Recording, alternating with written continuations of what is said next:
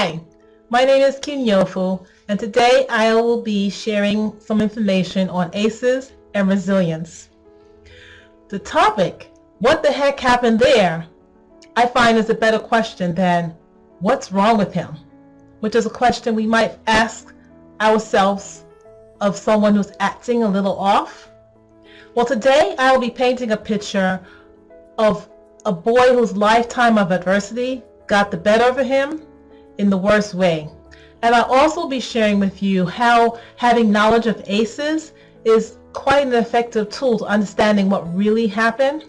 ACEs is an acronym for Adverse Childhood Experiences and represents traumatic events that happen during childhood. These events harm children's developing brains so profoundly that the effects show up decades later in the form of chronic disease, mental illness, and violent behaviors.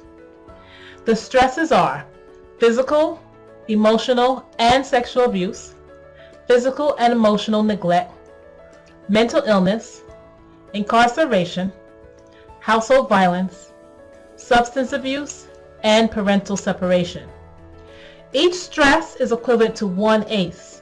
I'm only sharing with you 10 stresses or 10 ACEs, which is the highest score that a person can get in this conversation I'm having with you.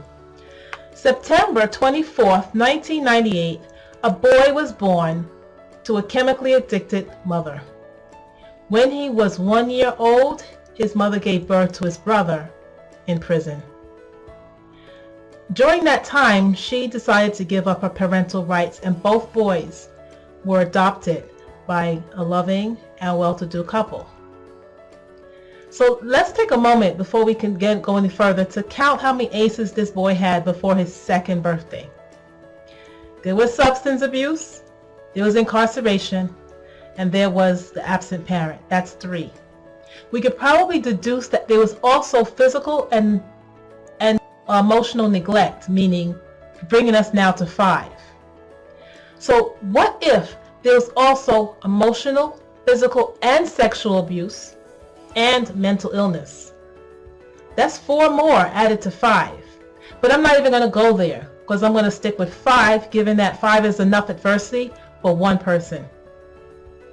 Being adopted had the probability of improving his life circumstances, but without resilient structures in place before, during, and after these early events, recovery was a challenge. You see, these experiences physically change the brains, causing toxic stress.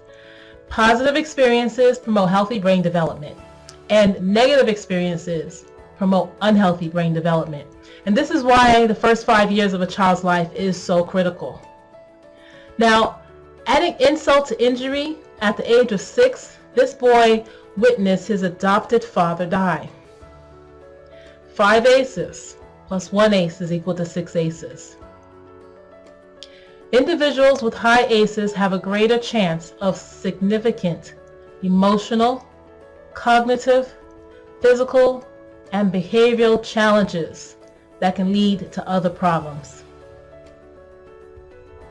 The presence, however, of a caring, supportive adult, one or more, who offer encouragement and provide loving and trusting environments create the proper cover for success.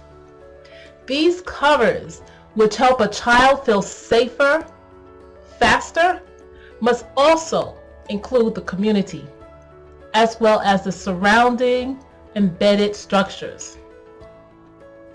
Despite having been raised by a caring adoptive family, this boy still had multiple problems. They required more than what his family was able to offer. Over the years, school staff, social workers, and the police were invited to intervene, but to no avail. This boy still acted out. As if his early life experiences of loss were not enough, he faced yet another one, that of his adopted mother, who died suddenly. And then he lost it. This is the boy who on February 14, 2018 gunned down 17 former classmates in Parkland, Florida. Now, most people following this story are not familiar with ACEs. Instead, they're pondering motive, blame, gun laws, the state of family life, lack of Christian values, negligence, and privilege. From our vantage point, now knowing about ACEs, we could say they're missing the picture of what really happened. So think about this. What if the obstetrician and the social workers and the school staff and the police knew about ACEs? How could that have changed things? If screening for ACEs were a standard medical and psychological protocol, Nicholas Cruz might have gotten what he needed at the time he was experiencing his early adversities. Current surveys reveal that 2 out of 3 adults have one ACE, and 87 or more have 2 or more. In our case study, we saw how easy it was to accumulate ACEs. These stats actually surpass what we even know about poverty, class, and even race. ACEs affects everyone. Dr. Nadine Burks Harris, a Bayview pediatrician, author of The Deepest Well, Healing Long-Term Effects of Childhood Adversity, and my model for understanding the criticalness of ACEs screenings, says we're dealing with an epidemic. She believes that adverse childhood experiences are the single greatest unaddressed public health threat facing our nation today. To drive home my point, Dr. Richard G. Dudley, Jr., in his article entitled Childhood Trauma and Its Effects, Implications for Police, found that repeated violent traumatization of children in the absence of parental protection can permanently rewire their brains. This affects their ability to identify real danger, manage stress, and it also impairs decision making. Many of these children experience post-traumatic stress-like symptoms. That's PTSD.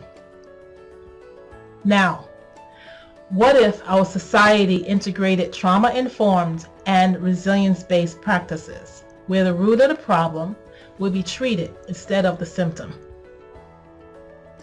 There would be no need to ask, what the heck happened there? Because we would be there with support the very moment something happens. Thank you for tuning in. I will be sharing more with you on ACEs and resilience, as well as trauma-informed care and resilience-based practices. This is the first of many insights yet to be had. Feel free to tell me what you're doing to provide resilience to a child in your life. And if you would like more information, email me. The link is on the screen. I'll talk to you soon. This is King Yofu signing out.